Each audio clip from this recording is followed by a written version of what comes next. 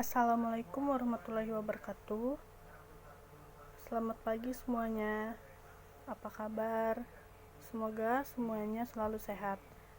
Perkenalkan, nama Ibu Endah Nurfitri. Di sini Ibu akan mengajar di kelas kalian, melanjutkan pembelajaran kemarin, pembelajaran 5 tentang penerapan makna proklamasi kemerdekaan.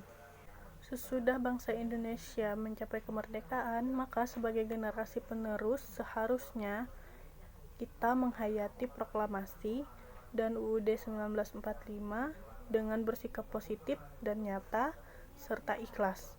Segala hal yang dilakukan dan diucapkan hendaknya senantiasa sejalan dengan nilai-nilai yang diamanatkan oleh Proklamasi Kemerdekaan dan Undang-Undang Dasar 1945. Penghargaan terhadap para pejuang bangsa serta para pahlawan bangsa dapat ditunjukkan dengan berbagai upaya untuk mengisi kemerdekaan guna menuju tercapainya tujuan nasional bangsa Indonesia. Sedangkan menjunjung tinggi cita-cita kehidupan bernegara dapat ditunjukkan dengan berbagai upaya agar kehidupan bernegara sesuai dengan tata aturan yang ditetapkan. Proklamasi memberikan dampak positif bagi masyarakat. Sikap positif terhadap makna proklamasi kemerdekaan Indonesia berarti menghargai perjuangan para pahlawan bangsa dan sikap positif terhadap suasana kebatinan serta nilai-nilai konstitusi pertama. Hal ini berarti menjunjung tinggi cita-cita kehidupan bernegara dengan tata hukum bernegara di dalam kehidupan negara yang didirikan pada tanggal 17 Agustus 1945. Proklamasi kemerdekaan Indonesia bukanlah akhir dari sebuah perjuangan, melainkan awal dari perjuangan sebuah bangsa yang merdeka. Kemerdekaan yang telah diraih para pejuang harus tetap ditegakkan dan diisi dengan hal-hal positif yang dapat memajukan bangsa Indonesia. Adapun langkah-langkah menegakkan dan mengisi kemerdekaan sebagai berikut. Pertama, mengadakan perbaikan serta mengatasi penyimpangan-penyimpangan atau penyelewengan terhadap Pancasila dan Undang-Undang Dasar 1945. Kedua, mengabdi pada kepentingan rakyat banyak melalui pembangunan nasional. Yang ketiga, melaksanakan sistem demokrasi yang sehat sesuai dengan kepribadian bangsa. Yang keempat, menegakkan hukum. Yang kelima, menegakkan kehidupan konstitusional atau kehidupan yang dilandasi dengan Undang-Undang Dasar 1945. Yang keenam, ikut berperan serta dalam pembangunan dengan segenap kemampuan. Dan banyak hal yang bisa kita lakukan sebagai penerapan makna proklamasi. Yang pertama, pengabdian ke masyarakat. Bentuk pengabdian ke masyarakat ini bisa berupa kerja bakti, melakukan ronda di lingkungan sekitar, dan sebagainya. Yang kedua, mendukung perkembangan produk dalam negeri. Mendukung perkembangan produk dalam negeri merupakan salah satu wujud cinta tanah air. Selain itu, kegiatan tersebut mendukung sektor perekonomian. Oleh karenanya, makna proklamasi adalah memberi arah dan kewenangan bagi bangsa Indonesia untuk menuju sumber masyarakat yang sejahtera dengan kekuasaan serta menguasai dan mengolah sumber-sumber daya ekonomi secara mandiri. Yang ketiga, terlibat dalam memajukan sektor pendidikan. Hal tersebut merupakan penerapan makna proklamasi, yaitu memberikan kesempatan kepada seluruh rakyat Indonesia menjadi masyarakat mandiri dan cerdas yang memiliki nilai budaya yang tinggi. Yang keempat, mengenalkan budaya Indonesia kepada dunia. Hal tersebut menunjukkan makna proklamasi yang tercermin adalah cinta budaya Indonesia. Wujud cinta budaya tersebut adalah mau mengenalkan budaya Indonesia kepada masyarakat setempat ataupun internasional. Yang kelima, saling menghormati dan berbagi. Makna proklamasi diantaranya pernyataan kemerdekaan dan bebas dari belenggu penjajahan, serta membangun kehidupan baru, menuju masyarakat Indonesia yang merdeka, bersatu, berdaulat, adil, dan makmur.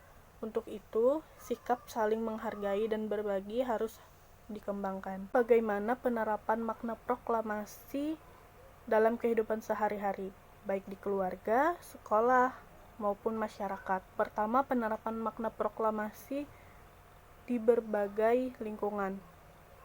Yang pertama, di lingkungan rumah, antara lain berusaha menjadi anak yang berbakti kepada orang tua dan dekat dengan agama. Yang kedua, mengajarkan nilai-nilai religius akan ketuhanan yang Maha Esa.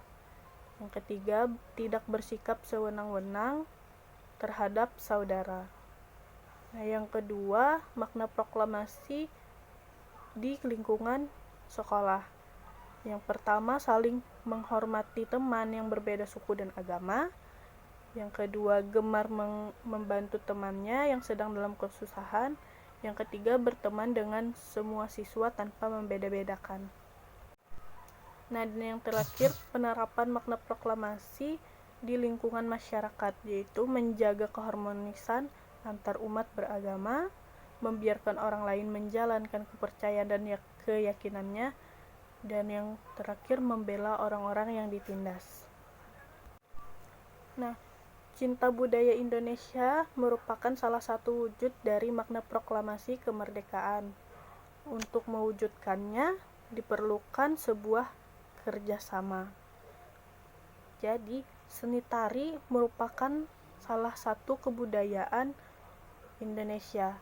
Tari akan terlihat lebih indah jika di dalam gerakannya menggunakan pola lantai. Dalam melakukan gerak tari, setiap penari akan menggunakan pola lantai. Pola lantai dapat mengalami perkembangan. Pada dasarnya ada pola lurus dan melengkung. Akan tetapi kedua pola tersebut mengalami perkembangan hingga membentuk berbagai pola dalam tari. Yang pertama, pengembangan pola lantai lurus dan lengkung. Pengembangan pola lantai garis lurus. Nah, pengembangan pola lantai garis lurus ini dapat berupa pola lantai zigzag, segitiga, segi 4, dan segi 5. Yang kedua, pengembangan pola lantai garis lengkung. Selain garis lurus tadi, terdapat juga pola garis lengkung. Nah, pola garis lengkung ini pun dapat dikembangkan menjadi berbagai pola lantai, yaitu lingkaran, angka 8, garis lengkung ke depan, dan garis lengkung ke belakang. Tari daerah ditarikan dengan berbagai macam pola lantai. Ada pola lantai tari yang memiliki maksud atau makna tertentu. Akan tetapi ada pula yang tidak memiliki makna tertentu. Nah, berikut contoh beberapa pola lantai di dalam tari daerah. Yang pertama, pola lantai tari jaran kepang. Nah, pola lantai yang digunakan pada tarian ini adalah pola melingkar, garis lurus ke depan, dan garis horizontal. Pola lantai tari jaran kepang tidak memiliki makna tertentu. Pola tersebut dibuat untuk formasi penari. Yang kedua, pola lantai tari pendet. Nah, tari pendet menggunakan pola lantai yang sangat sederhana dibandingkan pola lantai tari Bali lainnya. Nah, tari ini hanya menggunakan pola lantai berbentuk huruf V, pola lantai lurus, dan pola menghadap ke samping, kanan, dan ke kiri. Pola lantai tari pendek tidak memiliki makna khusus. Yang ketiga, pola lantai tari Bedaya Semang. Tari Bedaya Semang berasal dari Yogyakarta. Pola lantai tari ini memiliki nama tertentu. Adapun nama pola lantai yang digunakan antara lain Gewang Jajar Wayang, Gawang 33, Gawang Perang, dan Awang Kalajengking. Selain itu, ada satu pola yang dikenal dengan nama rakit lajur. Pola lantai rakit lajur bermaksud menggambarkan 5 unsur yang ada pada diri manusia, yaitu cahaya, rasa, sukma, nafsu, dan perilaku. Nah, jadi itu tadi materi kita tentang makna proklamasi kemerdekaan. Jadi makna proklamasi kemerdekaan tidak hanya bisa kita terapkan pada kehidupan sehari-hari. Di dalam budaya pun kita bisa menerapkan yang namanya makna proklamasi kemerdekaan. Untuk tugas, kalian bisa lihat pada buku LKS kalian masing-masing, dijawab pada buku tugas, dan dikumpulkan ke Ibu. Sekian yang dapat Ibu sampaikan pada pagi hari ini. Salah hilap mohon maaf. Untuk kekurangannya Ibu ucapkan mohon maaf.